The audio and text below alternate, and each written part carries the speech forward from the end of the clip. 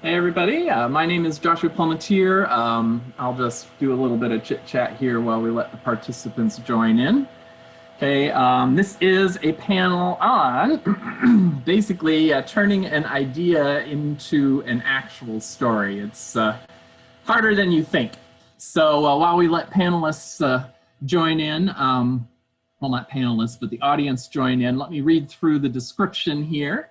Okay, ideas are easy, but turning it into a fully developed story, that's a lot harder. So how do you get from one to the other? How do you figure out if you're writing a novel, a novella, a short story, maybe even flash? Okay, and are there times when you shouldn't try to flesh it out? Should you leave it shorter rather than longer? Okay, and then of course, if you're a writer and you have an idea that you're trying to flesh out into a story, after this panel, we actually have a workshop starting at noon where a bunch of us are going to interact with all of you and try to take some of your ideas and actually flesh them out into full stories. But that's the workshop at noon. It's a different link. You'll have to go there through that other link. This panel right here, we're just going to talk about how we actually go from ideas to short stories or even larger novels and stuff like that. Okay, so that's the intent behind this panel. Okay, let me see how many participants we got. It says we got 21 participants. Okay, there is a chat and a question and answer window. I have both of those up, so as the moderator, I'll try to keep an eye on those, and hopefully you guys will get all of your questions answered here. So at this point, I think we will just start with introductions. So I'm going to pass it around, panelists. Okay, remember, if you're not talking, try to mute so that we don't have any interruptions and stuff like that.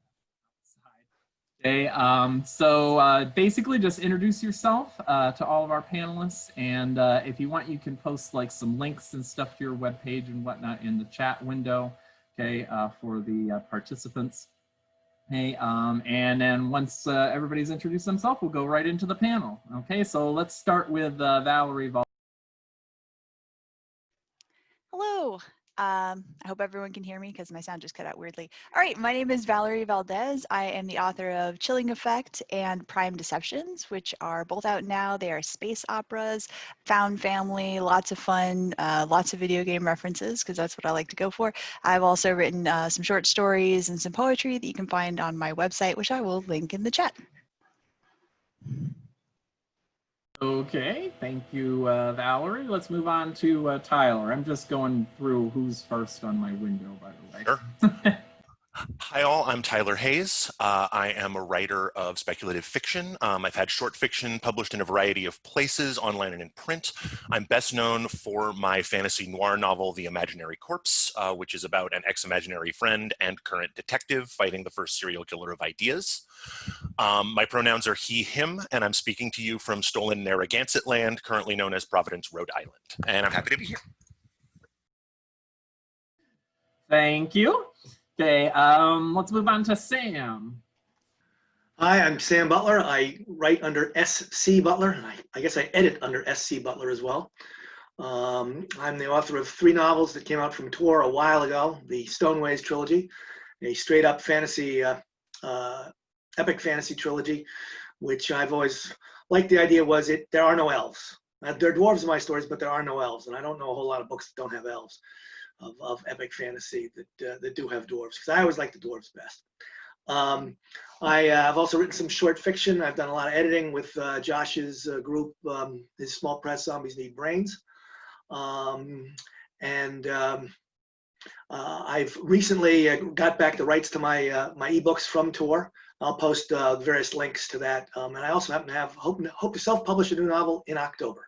So that's my scoop. Okay, thank you, Sam. And you got a really cool underworld in your books as well, just to let everybody know. Okay, let's move on to Patricia.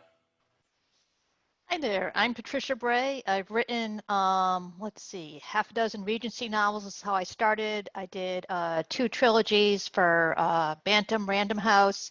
I edit with Joshua Palmatier's Zombie Need Brains Press. You can see a couple of the books in my virtual background there when we were attacked by both the book and the souvenir goat mascots. And I've committed one short story, which is, that's the only time I've been able to find an idea that was actually short story length versus starting with an idea and realizing, oh my gosh, it's a book. Okay, thank you, Patricia. And I am Joshua Palmatier. I'm a fantasy writer with DAW Books, so epic fantasies. My most recent trilogy starts with Shattering the Lay, very modern-ish kind of fantasy. I don't know if you can tell from the cover whether you can see it or not. It's kind of like New York City or London or something like that, but instead of electricity, we use the ley lines for everything to power everything. And as you heard, I also founded a small press called Zombies Need Brains, and we do fantasy and science fiction themed anthologies. We have 3 anthologies that we just kickstarted. The Kickstarter was successful, and we always do an open call for submissions to our anthologies. About half of the anthology is known published names like Shauna McGuire and Ginny Cook and all that kind of stuff. So half of it is known published names, and then the other half we fill out with an open call. So if you're interested in the current open call and our current themes, just go to zombiesneedbrains.com, and there'll be a link to the guidelines, and the themes will be there as well. So check all of that out. If you have an idea that fits one of the themes, then write it up. Hopefully with some advice from this panel, you can make it an actual story, and then we will take a look, and maybe you'll end up in one of our anthologies.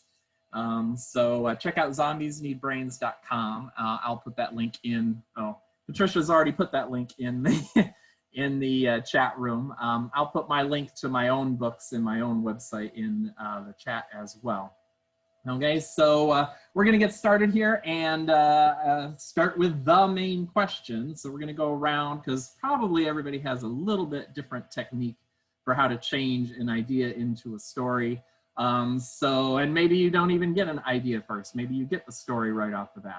Who knows? Okay, so we're gonna go around and have everybody sort of answer that question, maybe give some advice for what they do for turning an idea into a story, short story or novel, doesn't matter, okay? Just talk about your process for how to change an idea into a story. And we'll start with Tyler. Yay. The first thing I do is I write every idea I have down. Like that's where I get my ideas. It's just if something occurs to me, even if it's the tiniest little shred of something that I'm not sure will become anything, I write it down somewhere I know I'll find it later. I've got a file on my computer and I've got a dedicated notebook I use for that. And then I will write down, I'll give it some time, generally speaking. And I'll flesh it out by just writing down anything else that occurs to me that's connected to that idea. And that idea, when I say that, it's a very fuzzy term. It can be a character I want to write about, a situation I want to write about, a setting, or a little snippet of description. Where it starts varies depending on the story.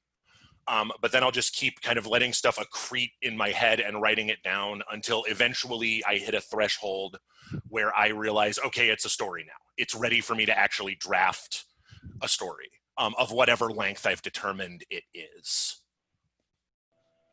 So, quick question before we move on to somebody else. Yeah. So you say you know, sort of accrete ideas to the story until it becomes a story. Is there anything you can add to what makes you feel like it's a story? Yeah. Are there any elements there? So it's a very squishy definition. I will definitely say that. And there have been times that I have been sure something is a story and then I've gotten to writing it and gone, nope, not ready yet. But generally speaking, it is all of the elements of a story are there in the ideas I've written down, meaning I have a protagonist or protagonists, I have a problem that they are dealing with, a problem or a choice that they are facing. I've actually got an idea of a setting. That setting is more than just some plain white rooms for them to have dialogue in. You know, I've got an idea of where I want it to end, even if I'm not 100% sure of that. And like the biggest thing, I think the most concrete I can say is when I go to outline the story, I can actually outline the story. There's no point where I'm going and then a miracle occurs somewhere in the middle. Okay, so based on what you said, would you classify yourself as a pantser, someone that sits down and starts writing, or do you classify yourself as an outliner? I mean, you mentioned an outline, or are you somewhere in between? I refer to myself as a chaotic plotter. I plot, I do a meticulous scene map before I write. I can get into that later if we want to get into the nitty gritty of process. But I also give myself room to explore and to change that up as I'm actually drafting. There will be times that I'll go to draft and go, oh, wait a minute, this character wouldn't do the thing that I wrote down in the outline now that I've actually spent some time writing them. Or, oh, you know what, I'm wrong now that I've written the details of the world, that plot twist won't work. That doesn't fit with everything else I've written. And then I'll kind of stop and figure out what I need to do next. So I leave myself room to change it. I'm not chained to the outline once I've written it, but I do outline before I start. So yes, plotter.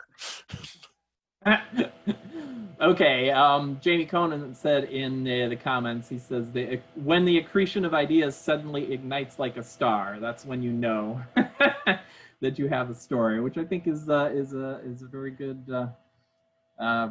whatever you call it, analogy. Okay, so let's move on to Patricia. Patricia, explain to us how you work with ideas.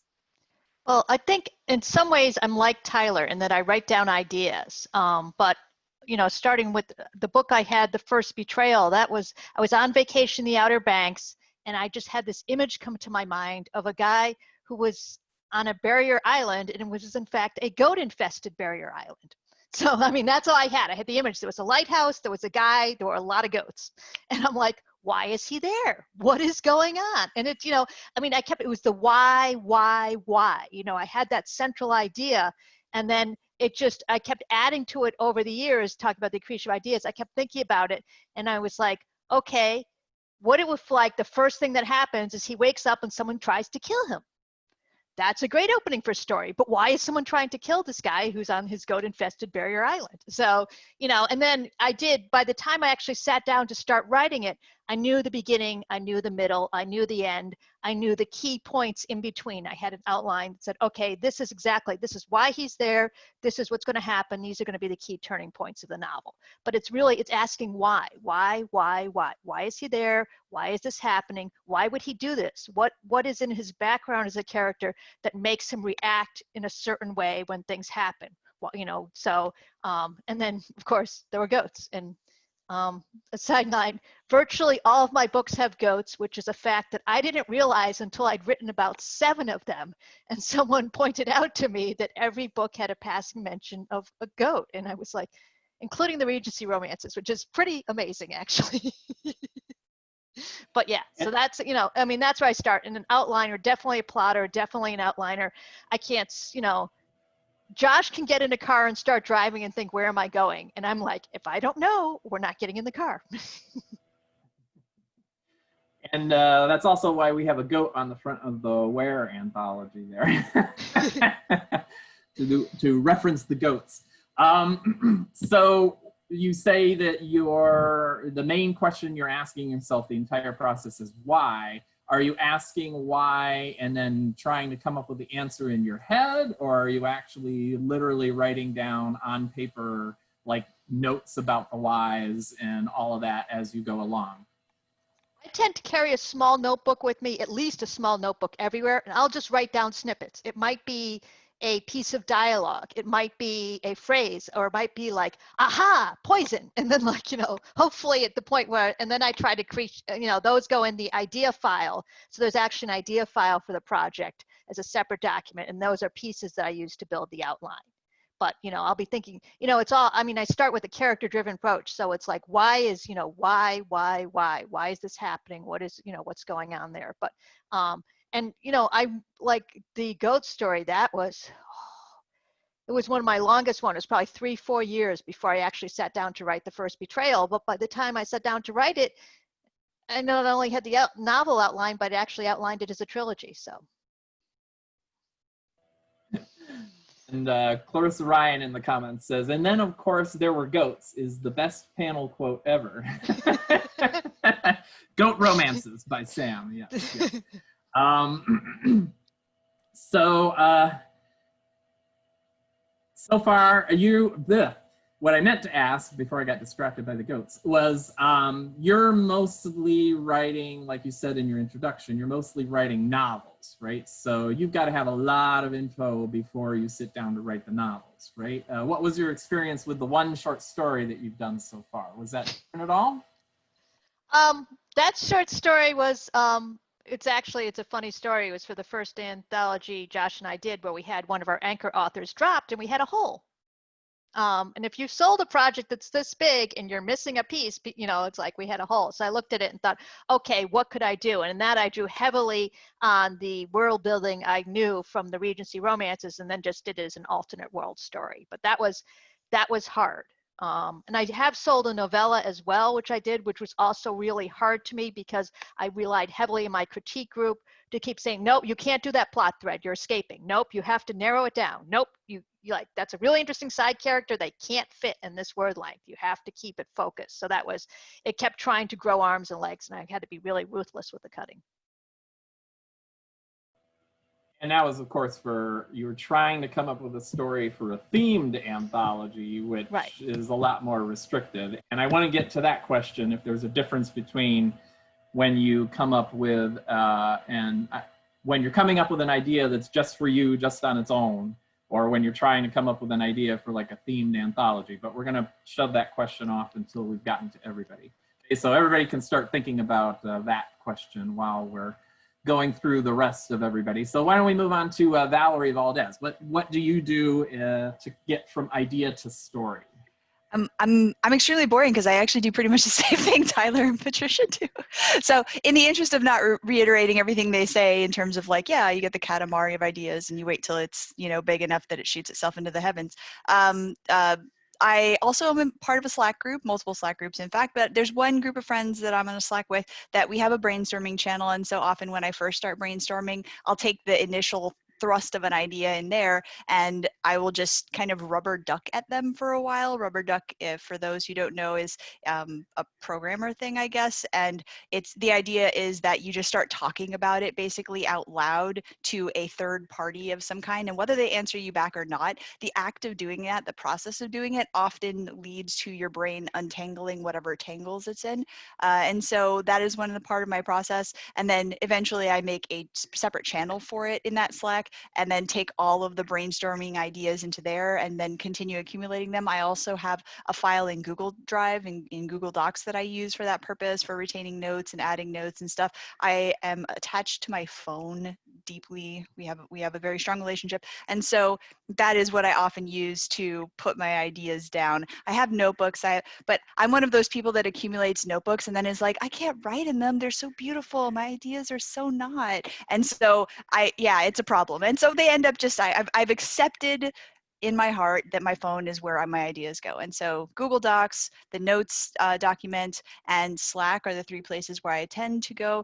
And I also like to use, in addition to the methods have, again, already been discussed, I love to use Patricia Reed's world building questionnaire. If you search for that online, it is an extraordinarily robust group of questions, not all of which will be applicable to your story or your novel, but often, even if the questions aren't relevant, they will spark something in your mind that leads to relevant questions for whatever it is that you're doing. And I also like using random generators. Those can be extremely fun for generating ideas or for generating additional details for ideas that you already have. I know so many things. It's going to the anthology question. I will save my trick for that, but I will say that I like to look to existing models of stories for what has already been done. And that can often give me ideas for, if not structures, then patterns and tropes that I can use. And I am a big lover of tropes and subverting tropes. And so that's another place that I search for ideas from. I want to piggyback on that and say, Valerie said her process is boring. I am in one of the writing groups with Valerie that Valerie is talking about, and a lot of my process comes from talking to Valerie about process. So it's not so much that Valerie is boring as that I got to talk about the process we both use first. And also Patricia talked about asking questions, and I think that that is something that is extremely vital, is asking yourself questions. And so if you have friends who can ask you questions, that can help immensely as well, because chances are that your friends are going to ask you questions that you would not think to ask yourself. And so having that kind of sounding board can be just invaluable. So basically, what you're adding to what's already been said is this idea that you can if you have a writing group or you have a couple writing friends, even if it's just online or something like that, that you can use them as a brainstorming activity, essentially, to help develop your ideas. Yep, absolutely. And again, whether they are an active participant in that process or a more passive participant, just kind of, yeah, okay, cool. It still is, it's helpful, it's supportive, and it gives you an outlet for discussing your stuff. Cool, very cool. Can you find the link to the Patricia Reed Yes, let me do set it of right now. questions and put that on the chat window? I'll do that while Sam is answering. It's already in there. I've already got Oh, it's in there? Oh, thank you. Oh, is it? Okay. And one comment for the chat window, people that are commenting in the chat window, if you want the attendees to know what you're saying, you got to change your to part to all panelists and attendees. Sam, I noticed that you're only sending it to panelists. You're not sending it to the attendees. So, and a couple of the attendees are also sending it only to the panelists. Okay, so if you got a comment, just make sure you're sending it to the right person. Okay, change your window. Okay, and now since I've told you to go do that, and I want you to be as stressed as possible, why don't you answer the question, Sam? I will change my chat address later. I can't do two. I can't think and type at the same time. I can't talk and type at the same time. I can't talk and think at the same time. But ideas. I think I'm a little bit different. I'm probably more like Josh in some ways. I am definitely a pantser. When I get an idea, and it might take me a long. There's two different kinds of ideas. There's an idea for a novel and an idea for a short story, and the process is very much the same, but the time period spent on ruminating is much less, obviously, for a short story. I mean, I can ruminate a short story for a week and then be able to write it. Whereas a novel, I got to ruminate on a novel probably for at least a year and maybe longer. It's one of the reasons people often come up to writers and say, "Oh, I got this great idea to write, but I can't write it myself. Will you help me write it?" And most novelists, most writers will then say, well, you know what? The ideas aren't the problem. Almost all writers have far more ideas than they ever get around to actually writing. And I know for myself, I've got, right now for novels, I've probably got 8 or 9 ideas stacked up in my head. And I know I'm never going to write all of them, but I've still got those ideas. I ruminate on all of them. As I think I'm going to write about something, I ruminate about that one more. It really is a process of thinking about what the world is going to be like, who the main characters are going to be like, as other people have said. But what's different for me is, even when I wrote my trilogy, I won't start writing even a novel unless I have a beginning and an end. The end, I find, doesn't change. The beginning often does change when I'm halfway through the book. I decide, no, that's the wrong place to start. I'll change that. But I got to have an actual beginning. I have to have a place to start, and I have to know where the book is going to end. Between that, I have no idea. I might have, oh, this would be cool. Oh, let's put an airship in here, or oh, let's have a talking rock.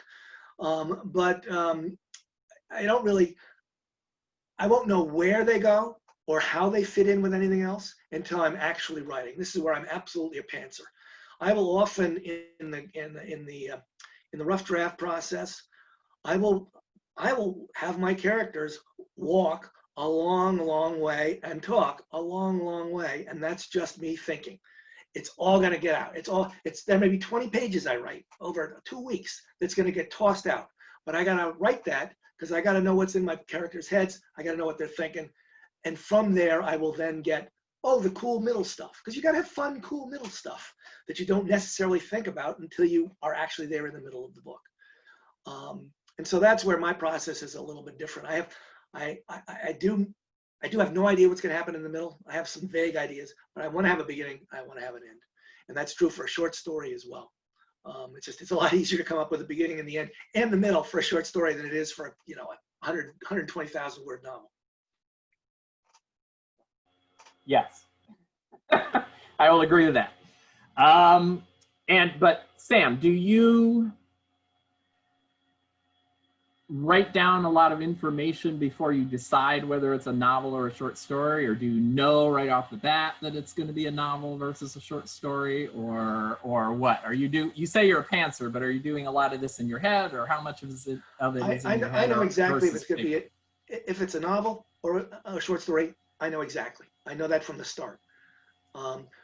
This is often because I don't tend to write many short stories unless they're within the context of a novel world, or I'm writing them specifically for that later question you want to pose, which I can answer right now if you want, of how do you write for a themed anthology. Obviously, if I'm writing for a themed anthology, I know it's a short story. When I come up with the idea, it is only a short story idea. You're limiting yourself to short story ideas when you're thinking of them. And in some ways, I find it, and this applies to when I'm writing a short story that's not themed as well. As I say, I like to write short stories within the worlds I've created of novels. And so to do that, it's a specific idea I have. I get a specific idea that works within the context of the world I've created or within the context of the theme. And I know immediately it's a short story idea. I've gotten this one specific idea that I can use as a short story, and I don't worry about it. Almost any other kind of story that I come up with in my head, I'm ruminating about, I've had a few that I've decided, no, this is only a short story. But most of them, I ruminate on them, and if anything, they become bigger, they become broader, because I tend to think more like a novelist than like a short story writer. So if I have an idea, it is, how can I turn this into a novel? And if I can't, more often than not, I'll scrap the idea completely rather than try and write it as a short story. Okay. I was wondering how much you wrote down, because I write almost nothing down. And there's been some good chat about different things people use for their notebooks and all that kind of stuff. Okay, also panelists in the question and answer window, there's at least one question up, but it looks like it's more local for like me and Crystal and whatnot. Yeah, I'm answering it. You're answering it? Okay. Just to point it out. So keep an eye on the question and answer window if you want. I am, as Sam mentioned, pretty much total pantser. So what happens with me is I usually get an idea, and like everybody has said, there's something missing. The idea by itself is just not enough. Sometimes the idea is just like, I can't remember who said it, but it's just an image. Like I can see the world, I can see the character. It's usually a static image. That's what happened with my first published novel anyway, Skewed Throne. I just had this really vivid image of this white fire approaching this character, and that's all I got was the image and the character and this white fire. And then, like Patricia said, you start asking yourself, what's going on here? Why is this happening? Who is this person? Blah, blah, blah. So you start answering a lot of questions about that. Sometimes, especially for short stories, the image idea usually is what happens for novels for me. For short stories, I don't tend to get an image. I just tend to get this actual idea. Like, for example, I'm working on a short story now where the idea was just garbage. Literally garbage. And I'm sitting there going, okay, there's obviously, my brain has something that it wants me to do with garbage, like trash, and I don't know what it is yet. And so I'm missing things, like I'm missing the character, I'm missing the world, I'm missing the point. Like why does this character care about garbage or whatever? And so usually I need like the answer to like 3 questions before I know whether or not I have a story. I've got to have the idea. They've got to have the character. Character, like Patricia said, almost all my stuff is character driven. So I got to know about the character. And then I got to know what the plot is. Right? So those are the 3 things I need before I figure I can sit down and actually write the story. And sometimes it takes me years and years. It took me I had this idea about a fairy hatching out of a cocoon. Took me, got to be 15 years before I sat down and actually wrote that story, because it took me a long time to figure. I had the character, I had the, you know, the idea, this fairy coming out of a cocoon, but I didn't have the plot, you know, the actual story. Like, why did this character, how did this fairy affect this character? And change this character in the long run. So that one, you know, was 15 years of me just sitting and thinking about it and trying to come up with a story behind it. And then the garbage story, I got the idea maybe a year ago, and I think I'm about ready to, you know, sit down and write that story now. But like I said, I don't have a tendency to write anything down anywhere. I just keep all of the ideas in my head, and I figure if the idea fades over time, then it wasn't that strong of an idea to begin with. And if it sticks around, then it should be a story that I should be writing.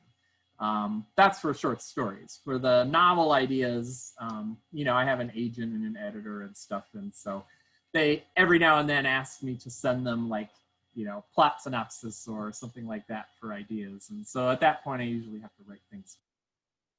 Not because I'm willingly writing them down, but it's just part of the business.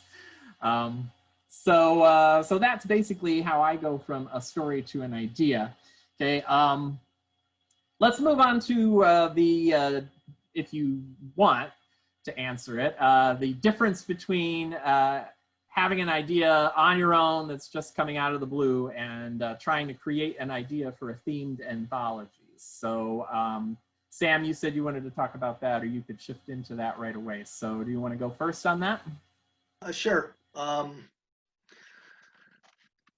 actually find it much easier to come up with an idea, a short story for a themed anthology than any other way, because it gives me a rock to anchor my random floating brain to. Which otherwise would just drift off into nowhere land where there aren't necessarily good ideas unless you're very lucky. So that doesn't necessarily mean I come up with a good idea all the time for a themed anthology, but I can almost always come up with something. I find it's like metaphysical poets. You know, they know what they're writing about. Because they have something to write about, they can expand all over the place and just make crazy, you know, all kinds of weird metaphor up. So to have a solid starting place to let your brain ping pong off of, I find very, very helpful. I don't know. I mean, I would be interested if other people find that way or not. I mentioned there are probably some who hate it, who find it limiting. But for me, I actually find it very freeing. Oh, I gotta have this in. How creative can I be to put a goat in my story? And you go from there. And I think it's a great way to stimulate your brain to be creative. Okay, thank you. How about you, Patricia? You don't really write stories for themed anthologies, but Yeah, and I've done two, and of course I did the, speaking of having a goat, so when Josh and I were putting together Where, the anthology, and the open call was, were creatures, anything you want except wolves. I mean, Josh and I already knew I was going to write a were-goat story. I mean, that was just, we knew that was going to happen. And then, you know, at about the same time, there were a lot of headlines in the news about women in tech, you know, and the treatment women in tech were experiencing. So that was sort of a seed of a plot idea in there. So I had a character who was a were-goat, but was also a story about a tech startup where somebody who was, you know, a woman programmer who'd been part of it was being pushed out just before the IPO. So, you know, it was a little bit of what's in the headlines right now that was buzzing in my mind, and a little of like, I want to have a were-goat, and I want to have a modern setting where there are there are OSHA workplace compliance rules that say you must have appropriate shifting rooms for your employees who need to shift during the day. Just, you know, it's like, I mean, it was a lot of fun, but it was helping the themed anthology really helped because I had, it was kind of like a hand of poker. You'd already been dealt some cards and you could only draw so many more. So it said, okay, here, I've got these elements. Now I only have to figure out these other elements to make the set. So. Okay, how about you, Tyler? Any thoughts on differences between writing on your own and writing for a themed anthology? Like others have said, I actually find themed anthologies easier to write to for short fiction because I actually really like that metaphor that Patricia brought up. That it's like, for me, it's like I'm playing Texas Hold'em instead of playing regular poker. I've got some of the cards in front of me already. I have to use those to form my hand. And so my process is actually different and usually quicker, which is good because themed anthologies also always have a deadline. That I'll go, okay, so the themes are these. Let me research these themes and kind of figure out what flavors will marry with that I'm interested in playing with, to use a cooking metaphor. So like there was a themed anthology I wrote a book for, wrote a short story for, not a book, thank God, that was about, specifically about animal shapeshifters, like were creatures, and was specifically about, it had to be either a predator animal or a prey animal.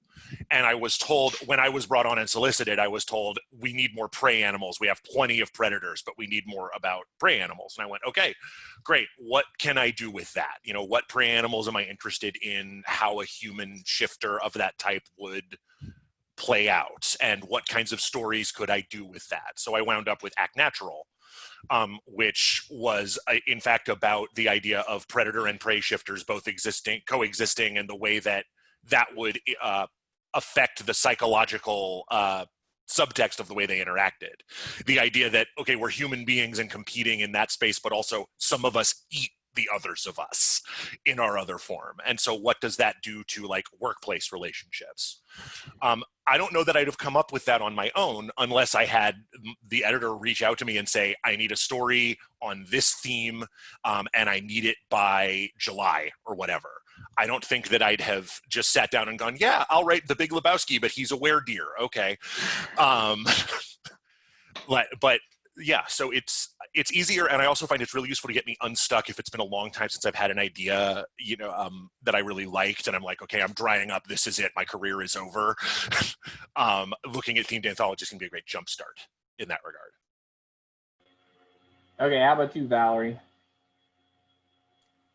Yeah, again, just adding to what people have already said, because I do a lot of the same things. Another thing that I do in terms of brainstorming is list making. And so I will basically kind of like title my list, you know, story ideas for this anthology. And then I will spend, put a timer on. I love sprints, Pomodoros, whatever you want to call them. I'll put a timer on for about 15 minutes and I will just list as many ideas as possible in that amount of time. And often what will happen is it'll be the very last idea that I list that's like, that's the one. I think I can work with that. But forcing yourself to just sit down and generate ideas can be extremely helpful. Another method that I have for generating ideas is what I call X meets Y. And what I'll do is I'll open the top 250 movies on imdb.com and I will open random.org in a different window, and then I will randomly generate two numbers between 1 and 250, and then I will see what hath randomness given me and try to figure out how to make that into a story. That can work very well for themed anthologies because you, again, as other people have said, already have sort of the parameters set up for you that it has to be a particular thing, a particular element incorporated. But having that sort of randomness assigned to you where you have to take two other things and make them work together, I find that brains, as I said yesterday in a panel, they're kind of like oysters where if you can get that grit inside of them, your brain will just start looking for patterns and start trying to figure things out. And so it will start making a pearl out of whatever you give it. That is beautifully said. You actually started answering what my next question was going to be, Valerie, so you may as well stay on. In case you want to expand on it, because my next question was, how do you find a unique idea for the theme? Because usually what happens is somebody throws the theme out there and you get 100 stories that all essentially have the same idea. How do you force yourself to get a unique idea? I think you mostly answered it already. But yeah, pretty much. Again, X meets Y is good because you can do it more than once. You don't have to just, stick with the first thing that you generate, which that can be hurtful to you, but doing it a few times usually will yield something. And then you also don't even have to stick with any of the ideas that you generate there. You can take those and use them to make your own completely separate, unique thing because it has sparked something in your mind. It's again, it's just an idea generation method. It's not a prison. And so that one, and then the list making method. I mean, brainstorming is one of the most fundamental tools in our toolboxes, and I think it's one of the ones that we put aside most quickly because we feel like, oh, I've gotten past that and I can just do things now and my brain is cooperative, and that's a total lie in my experience. I can't speak for anyone else, but so brainstorming is the tool that I reach for the most frequently, and it does involve, in my method, list making and setting a timer, forcing myself to make that list instead of sitting around just trying to like let things happen at their own pace. But everyone has to find the tools that work for them. So that's just the one that works for me. Okay, so you use a lot of X versus Y. Anybody else on the panel have any particular technique that they want to use for how to find that unique idea for a themed anthology?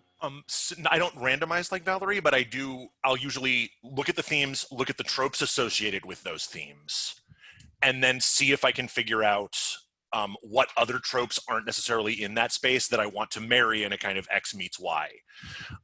You know, like, I can't think of a concrete example, I apologize, but I'll look at the theme and go, okay, this, and this are kind of the expected beats that you will see in this kind of story. You know, like if I was told, do a King Arthur story, okay, A, I'd probably be a little bored.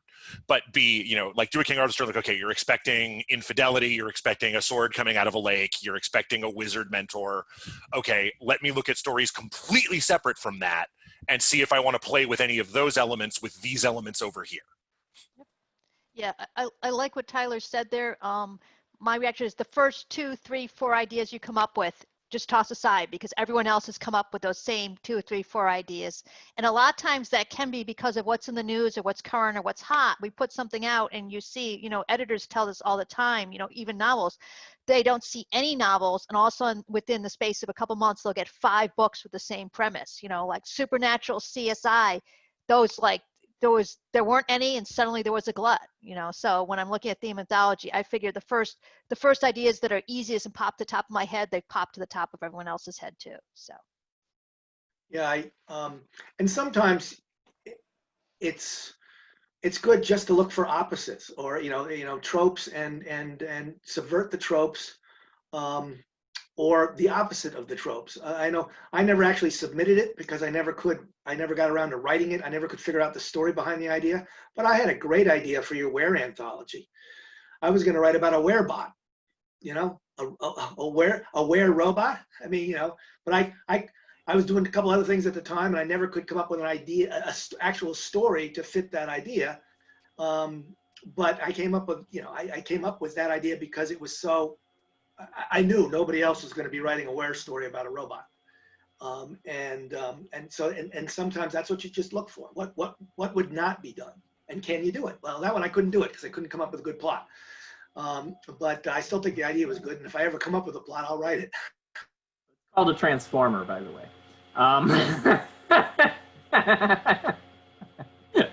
Okay, they had a really good question. We only got a couple minutes left of those. So yeah, there's a 5-minute warning a couple minutes ago. So crap, where'd the question go? People are posting too many things.